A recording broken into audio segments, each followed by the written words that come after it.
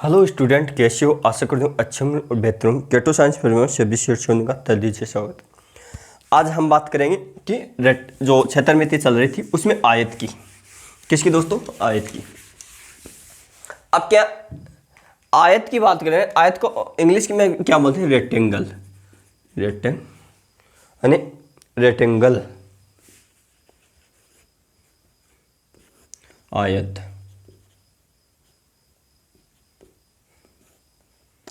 अब सब जानते हैं आयत से क्वेश्चन किस हिसाब से बनते हैं, किस हिसाब से नहीं। सबसे इंपॉर्टेंट टॉपिक है, क्योंकि आयत से किस हिसाब से आजकल आरपीसी क्वेश्चन बनाती है उस पे भी हम अध्ययन करें। लेकिन सर्वप्रथम यह तो जाने कि आयत होता क्या चीज़ है। आयत क्या होता है दोस्तों?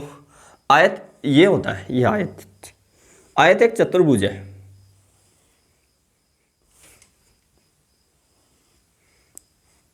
ए बी सी और डी, ये आयत हो गया। ए बी सी डी आयत हो गया। अब क्या इसकी विशेषता क्या होती है? यानी प्रत्येक कोण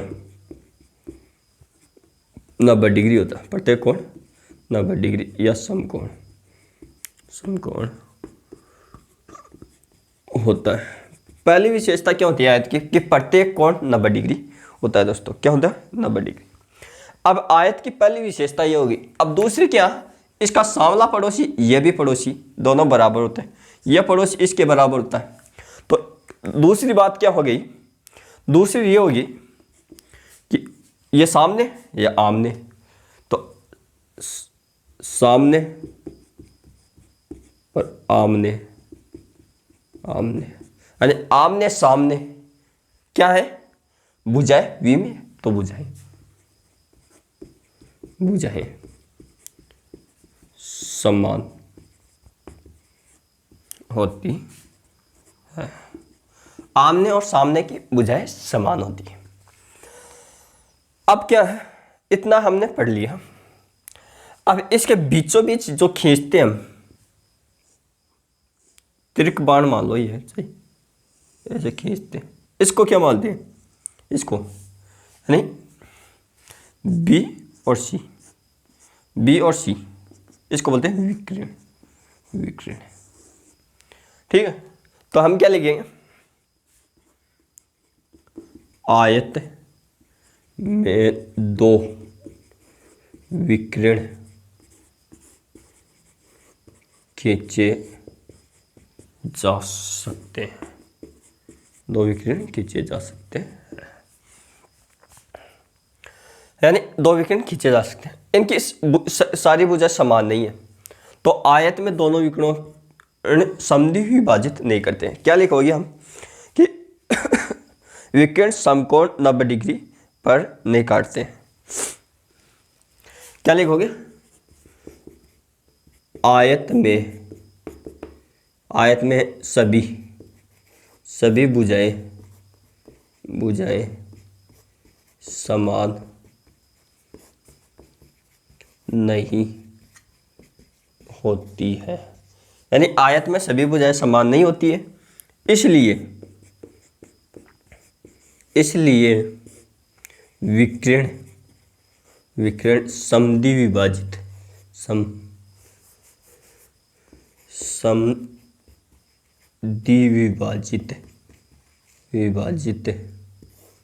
या 90 डिग्री के कोण पर नहीं काटते हैं। यानी ये ना ऐसे मान लो, एक विकिरण ये हो गया, एक ही हो गया, ये यहाँ 90 डिग्री पर नहीं काटेंगे। यह बात आपको समझनी है दोस्तों, और कोई बात नहीं है। ये थी अपनी आयत की बेसिकली विशेषता, जो कि हमको आनी चाहिए। अब क्या आयत की ये बेसिकली होगी, लेकिन हम ये जानेंगे आयत में ये तो हमारी जो इस आकृति के बारे में हमने रचना कर दी कि रेक्टेंगल क्या होता है, आयत क्या होता है। अब क्या हुआ, जैसे हम आयत को लेते हैं, अब हम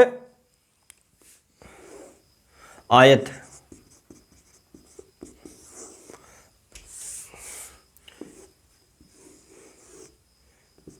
ये कच्चा चित्र बनाया दोस्तों, ए बी सी डी समझने के लिए। यह भुजा ए मान ली यहाँ से यहाँ तक, तो यह भुजा भी ए हो गई। यह भुजा बी मान ली हमने, तो यह भुजा भी बी हो गई। आपको पता क्षेत्रफल क्या होता है?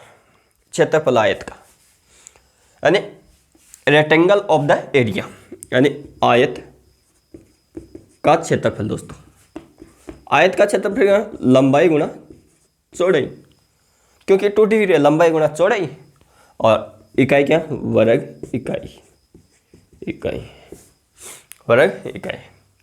परिमाप क्या होगा? परिमाप दोस्तों, परिमाप यानी चारों भुजाओं का योग, यानी पूरी भुजाओं का योग। तो यहाँ से जोड़ना शुरू कर दो, यानी बी प्लस ए प्लस बी प्लस ए, यानी 2 गुणा ए प्लस बी, ये तो होता है। यहाँ तक हमने समझ लिया कि परिमाप और आयत। अब यहाँ तक तो हर को कोचिंग में भी पढ़ा देते हैं, हर को समझा भी देते हैं, लेकिन स्टूडेंट का क्वेश्चन कहाँ से बनना शुरू हो जाएगा वो देखना दोस्तों, क्योंकि ये लिख लेना, उसके बाद में इसको हम एक ही लाइन में याद करेंगे। जैसे ए प्लस बी का होल स्क्वायर क्या होता है? ए का स्क्वायर प्लस बी का स्क्वायर प्लस 2ab। ठीक है दोस्तों, एक तो ये याद रखना, और a माइनस बी का होल स्क्वायर, ए का स्क्वायर प्लस बी का स्क्वायर, फिर या माइनस आएगा -2ab। ठीक है दोस्तों, अब क्वेश्चन इन पे भी बना दे सकता है, इन पे भी। ठीक है, अब आयत का विकर्ण कैसे निकालेंगे? ये विकर्ण, और ये 90 डिग्री बताया, ये भी 90 डिग्री, तो ये विकर्ण है। विकर्ण कैसे निकालेंगे? √ ए का स्क्वायर प्लस बी का स्क्वायर, पाइथागोरस प्रमेय से। तो आयत का विकर्ण, आयत का विकर्ण, विकर्ण ये इसको बोलते हैं आयत की सबसे बड़ी भुजा, आयत की सबसे बड़ी भुजा। इस नाम से भी आ सकता है क्वेश्चन, इसी नाम से। तो आपको क्या है, विकर्ण दे रखा, वो क्या होगा? ए स्क्वायर प्लस बी स्क्वायर, लंबाई का स्क्वायर प्लस चौड़ाई का स्क्वायर का √ अब दोस्तों यहाँ क्या लिखना है? या √ विकर्ण आएगा, तो इसको तो क्या आयत का विकर्ण मान लेंगे, आयत का विकर्ण। यानी इसको हम ऐसे लिख सकते हैं ना, ए स्क्वायर प्लस बी स्क्वायर का होल स्क्वायर, क्यों? यानी कर्ण का स्क्वायर, यहाँ कर्ण आ गया तो कर्ण का स्क्वायर, ये हो जाएगा। अब क्वेश्चन इस हिसाब से बनाएगा, देखना कि ये क्या योग, तो इसको बोलते हैं योग, योग। ये क्या आ गया? विकर्ण, विकर्ण, और ये हो गया क्षेत्रफल, क्षेत्रफल। ठीक है दोस्तों, योग, विकर्ण और क्षेत्रफल। अब इसमें क्या, ये अंतर है, ये अंतर है, ये विकर्ण, ये विकर्ण, और ये क्षेत्रफल, ये क्षेत्रफल। अब क्या क्वेश्चन किस हिसाब से दे रहा है, उसी हिसाब से हमको क्वेश्चन समझना दोस्तों, क्वेश्चन समझना। अगर ऐसा बोला कि आयत की 2 भुजाओं का योग 13 है, क्वेश्चन देखना,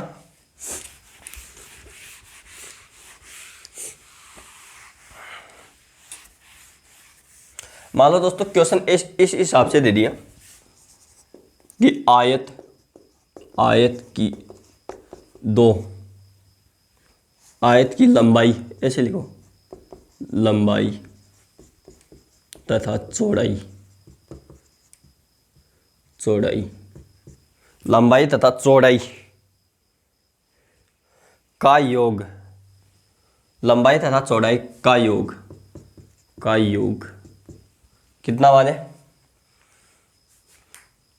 मान लो 25 मान लिया, क्या 25 मान लिया, 25 है, 25 सेंटीमीटर। ठीक है दोस्तों, तथा विकर्ण, तथा विकर्ण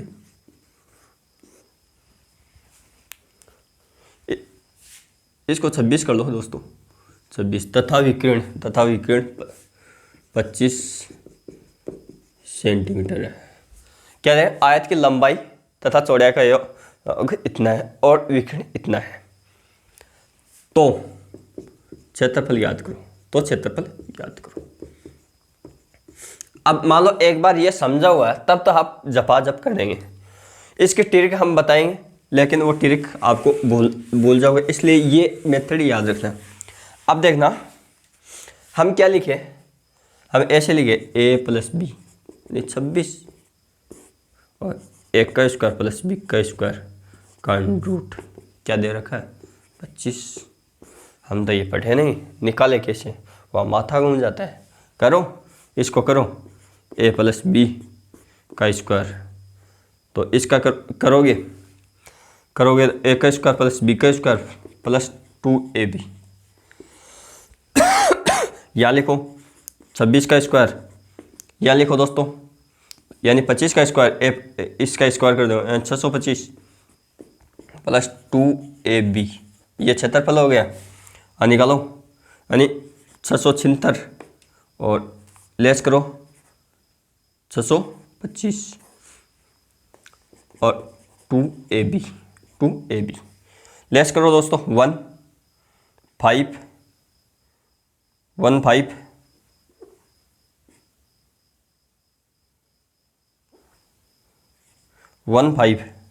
यानी 51 आ गया। तो 51 में भाग दोगे 2 का, तो a गुणा b, आयत का क्षेत्रफल आ गया। आपको इतना भी नहीं करना, इसमें क्या सीखे हमने, यानी इसमें योग दे रखा है तो उनका वर्ग करो। मान लो 26 का वर्ग किया, 26 का स्क्वायर किया, ठीक है दोस्तों। और 25 का इधर लाओगे तो ये माइनस में होगा, क्योंकि यहाँ माइनस में घटा रहे हैं, तो 25 का स्क्वायर, फिर क्या हुआ 2 गुणा l गुणा b। अब ये फॉर्मूला जानते हैं a + b का होल स्क्वायर, ये ए पर प्लस में ए पर माइनस में खोलते हैं। तो इन दोनों को जोड़ो 51 और इनका अंतर 1 यानी 2ab कैंसिल कर दो, यानी कितना होगा 25.5 वर्ग सेंटीमीटर। या क्वेश्चन में ये देगा 51/2 सेंटीमीटर। इस हिसाब से क्वेश्चन आएगा एक। तो अगर आरपीसी क्वेश्चन ऐसे ही बनाती है, या आपको क्वेश्चन किस हिसाब से देगा दोस्तों वो देखना।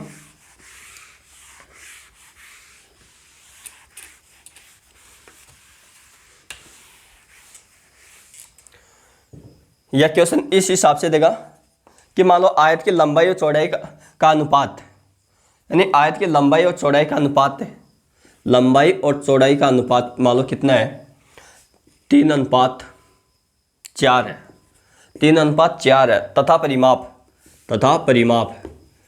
परिमाप 48 सेंटीमीटर है। तो क्षेत्रफल ज्ञात करो दोस्तों। फिर क्या आपको क्षेत्रफल पूछेगा, तो हमको क्या समझना है, यानी एक तो क्वेश्चन ये दे दिया। अब मान लो ये क्वेश्चन की लैंग्वेज है, तो इसको 2 गुणा l + b ये लिखेंगे, इसको अक्स मान लेना। तो 2 गुणा इनको जोड़ो, यानी 7 अक्स, ये क्या 48 कैंसिल करो 2 4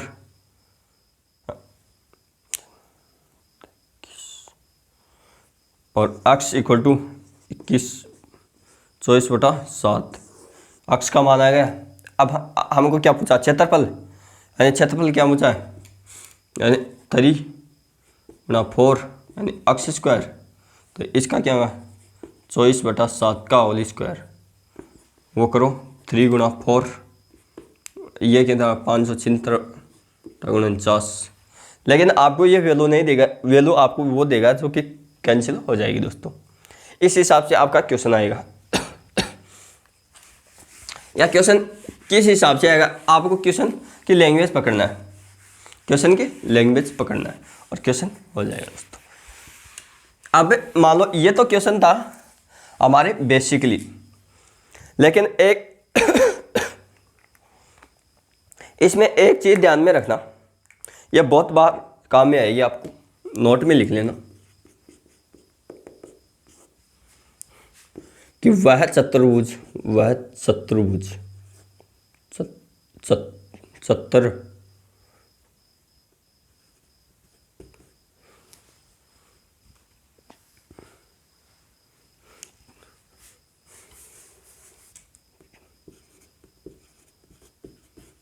चतुर्भुज, वह चतुर्भुज, ऐसे लिखो,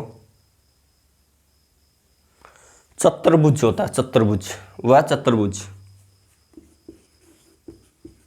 जिसकी सभी भुजाएं समान हो, वह चतुर्भुज जिसकी सभी भुजाएं समान हो उसके विकिरण सदैव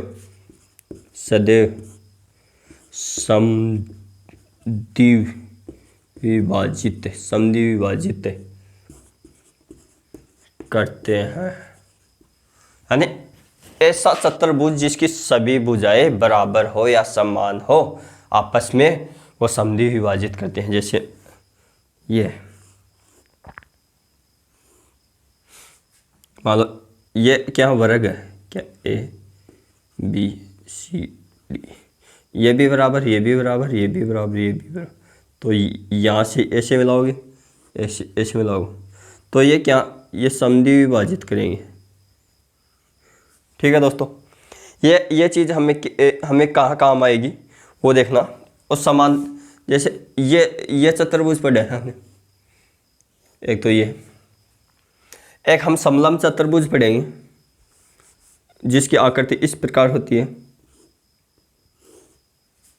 समलंब। एक समचतुर्भुज पढ़ेंगे, एक समचतुर्भुज,